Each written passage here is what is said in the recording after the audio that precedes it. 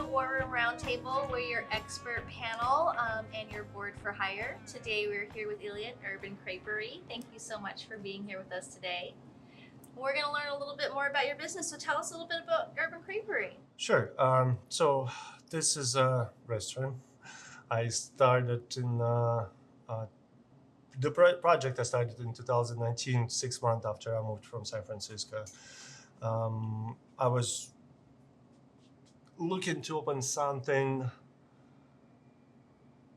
friendly, daily operating, not expensive, something not going to break clients, customers' bank, something where everyone can come in without reservation any time of the day and have a good, healthy European food.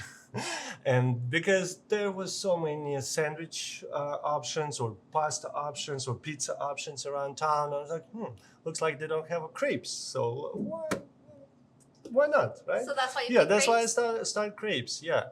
And what I did, I'm not doing traditional either Russian or, I don't know, French or even Indian dosa or Right. something. So my idea was take everything, all the best from everywhere around the world. I was doing banh mi crepe. Oh. Yeah, and that was one of the highest sellers, very popular item. I took it out of the menu just because it's very heavily prepped. You need to marinate your ramen eggs, you need to marinate your carrots, you need to do this and that.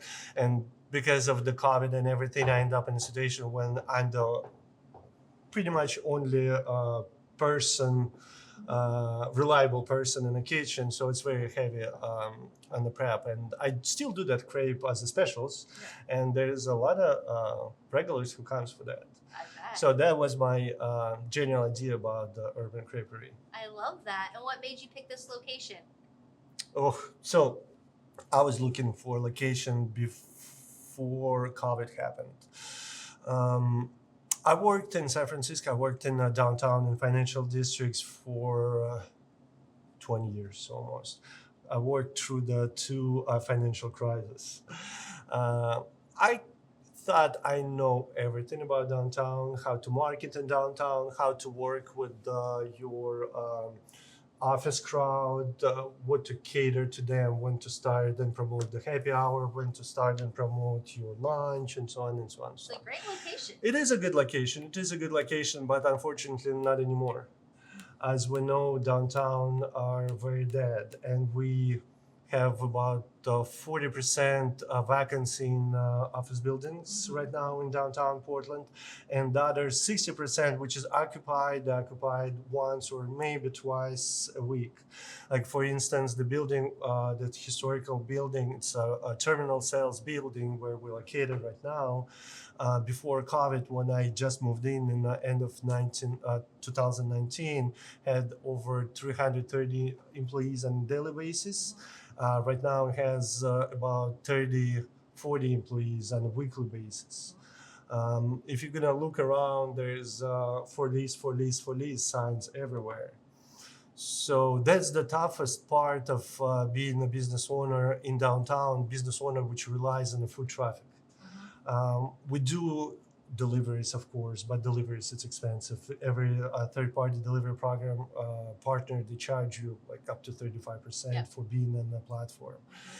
They don't market you for more than a 5 miles radius. So for example, I live 30 minutes away from my restaurant, but if I'm at home, I cannot order delivery because it's an 8 mile. And of course, you have to compete with Starbucks, Everywhere else. McDonald's, everybody, all these big chains which have like 4,000, 5,000, 10,000 stores on the platform versus me being just one. So how do you compete? What are some of your competitive edges that other places don't have? That's what I'm saying. I cannot compete with them. I can't. I physically cannot compete with them.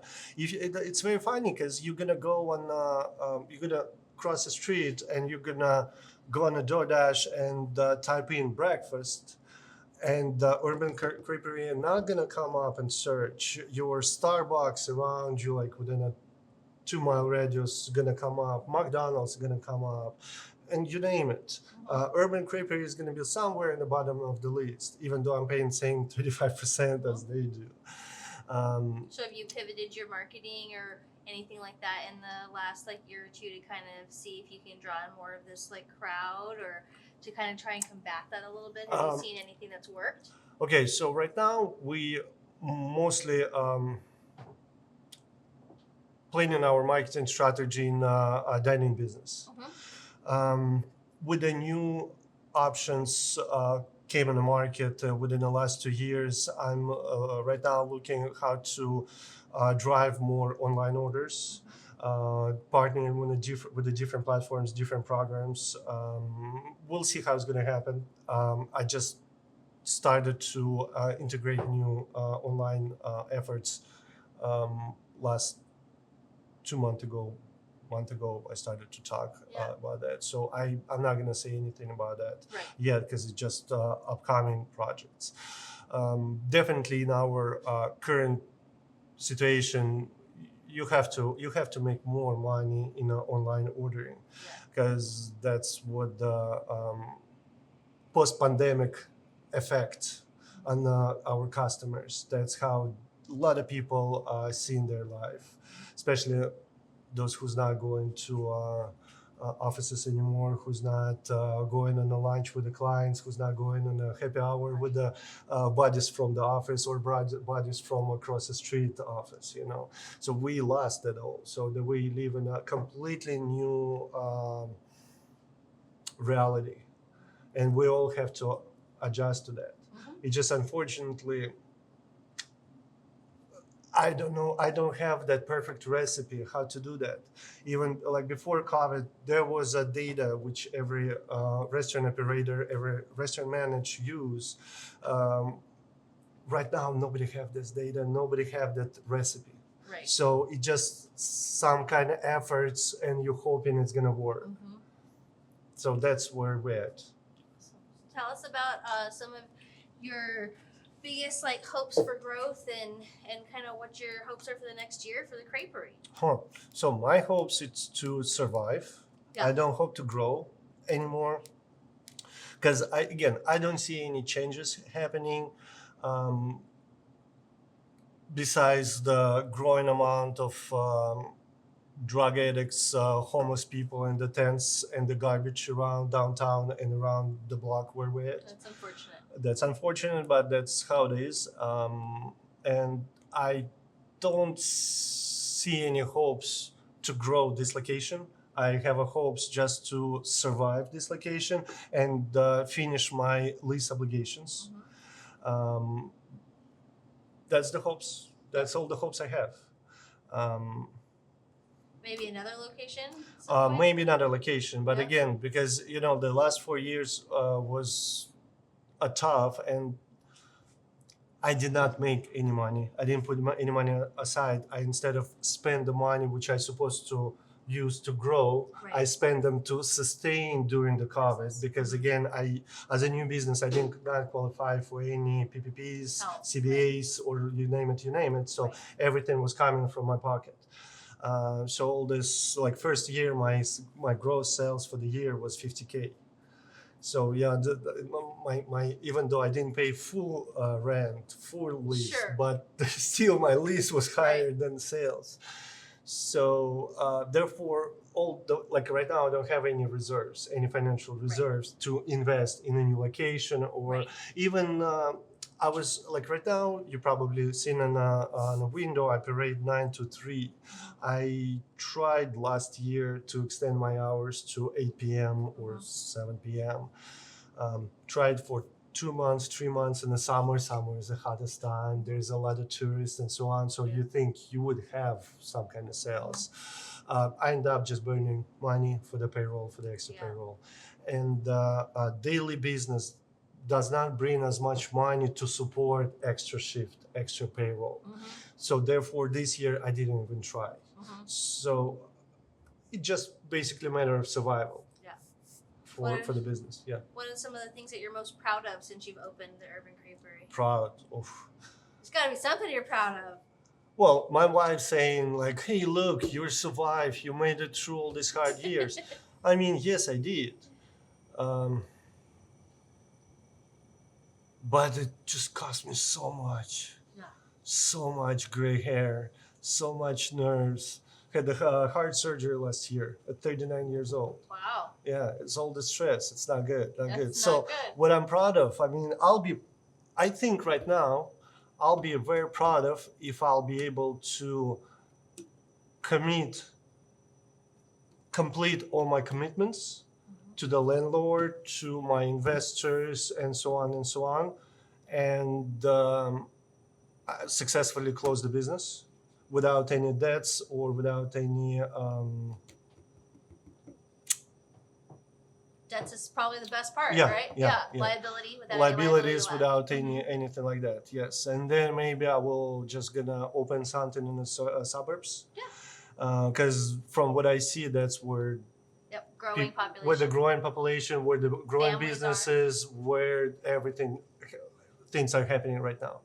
What should I do? Yeah. How should I survive here? Right. I mean, eggs. Our Governor Tina Kodak signed this new regulation about eggs back in February.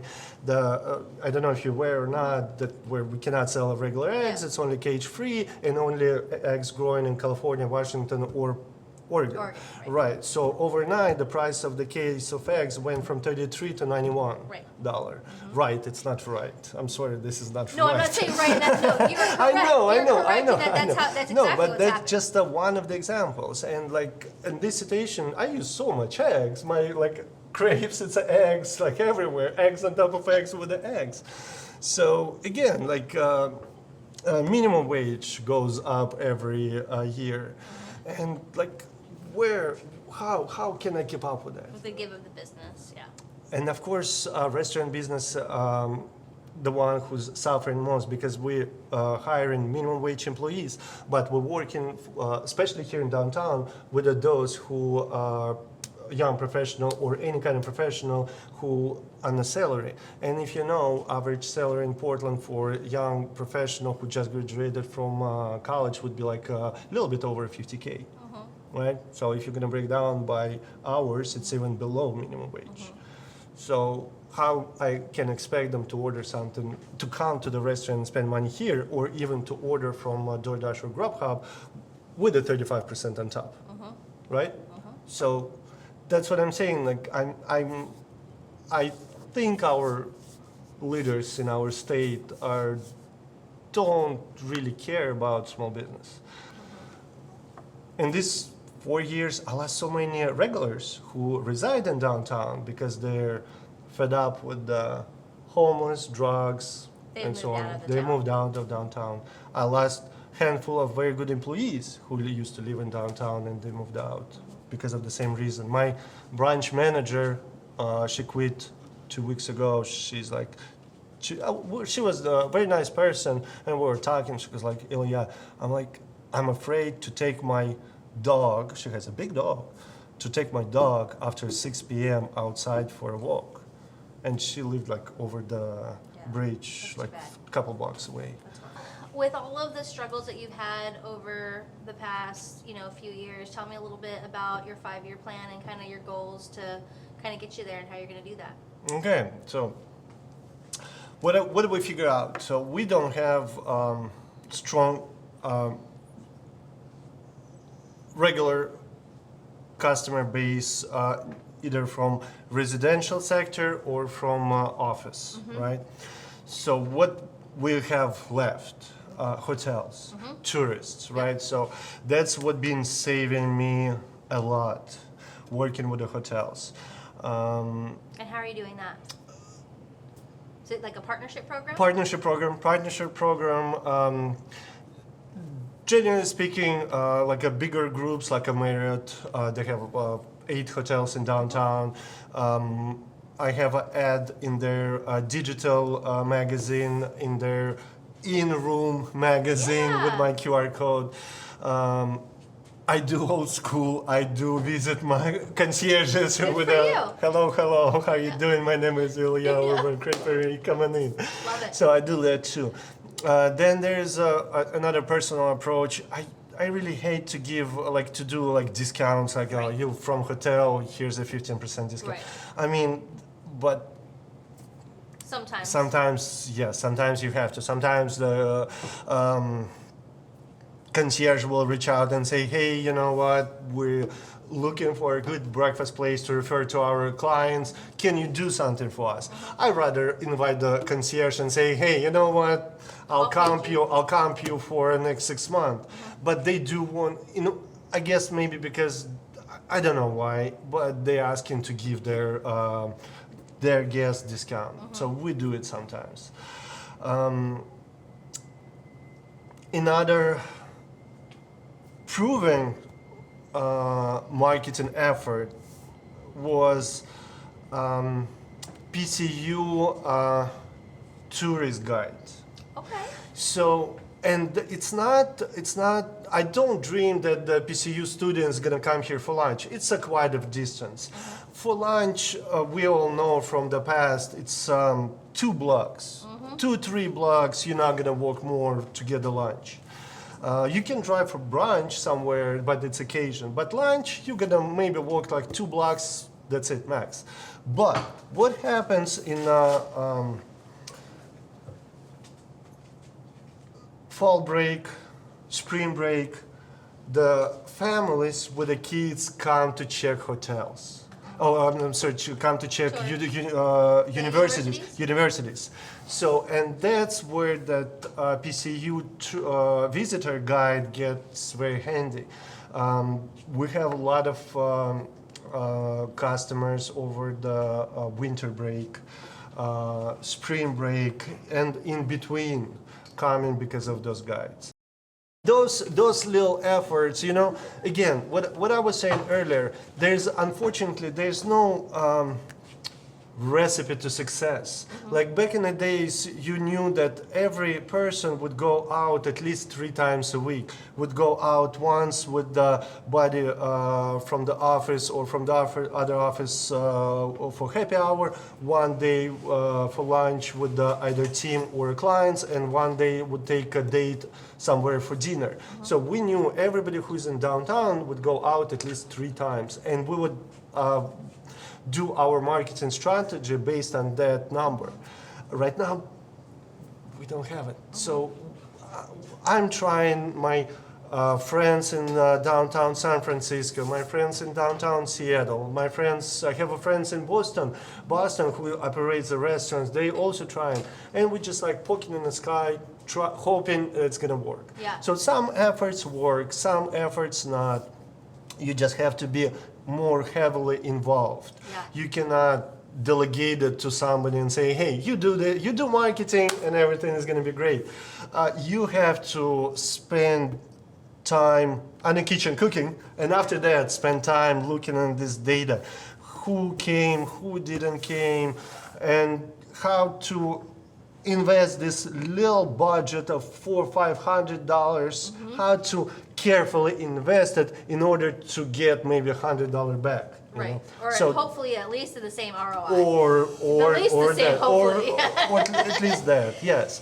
So, and this is, I'm not gonna call it goal for 5 years, but I'm gonna call it something. Like a plan, which your good plan? your That's business plan? your marketing plan for the next 5 year. years, 3 Well, years? no, for the year, because all this usually contracts about for this marketing programs for a year. So that's my marketing strategy for a year. Right now, I told you earlier, I'm implementing new online strategy. My website already accumulate enough traffic to be visible on Google.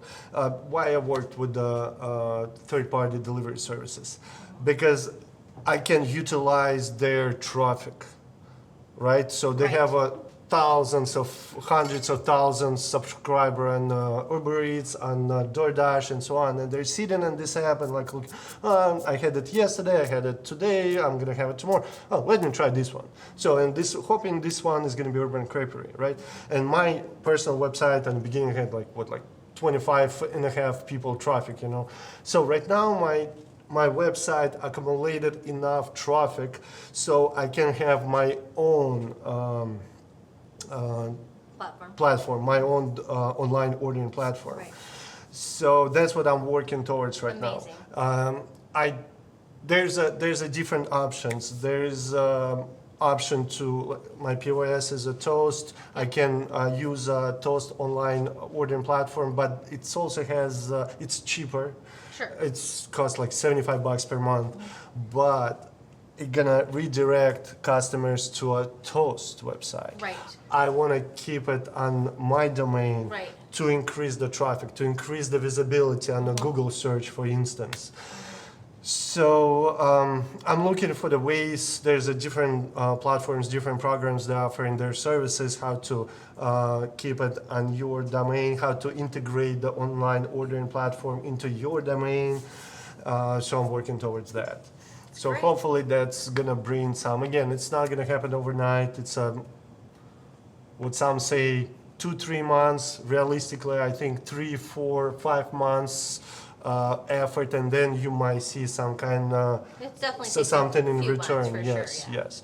So, but that's where I'm at right now. So I'm hoping that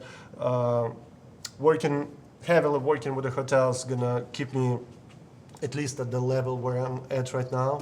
Integrating new online ordering, I hope it's gonna bring more revenue, and it's gonna be less expensive for my clients. It's not gonna be my prices plus 35%. Right, You yeah. know, so.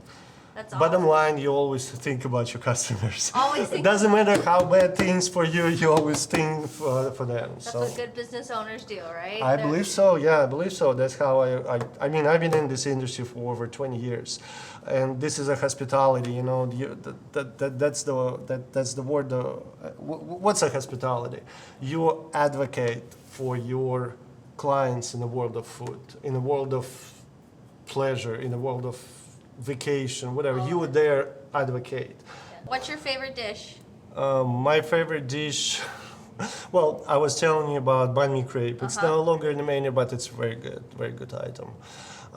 From what I have right now, hangover, super good. What's the hangover? People love it. It's one of my top sellers. So I'm going to tell you about the ingredients first. So Yeah. it's breakfast potatoes, garlic, parsley, marinated breakfast potatoes with pan-seared pork belly, scallions, and the house-made kimchi. I make my own kimchi. It's delicious, beautiful. So anyways, and then we're going to drizzle it with chipotle aioli and the sunny side up egg on top. And I'm going to fold it like a papillote. You had the fish in yes, papillote, yes, yeah. So I'm gonna fold it in papillote where only this sunny side up egg sticks out, and what you're supposed to do, you're like supposed to break the Yes, yolk and of all course, goes so it goes inside. So everywhere. it's like why it's hangover because it's spicy, greasy, everything you need in the morning on Saturday morning after Friday night. That is the So yeah, perfect Saturday morning. Yeah, that's one of my favorites. All right, so Unfortunately, forever- there's some customers asking for scrambled eggs. I'm like, That's okay. All those other customers can come here to Urban True. Crêperie for hangover crepes on Saturday morning. So thank you all so much. It was so great talking Of course, with you. thank really you so much. Appreciate it, and we look forward to talking to you next time. thank you.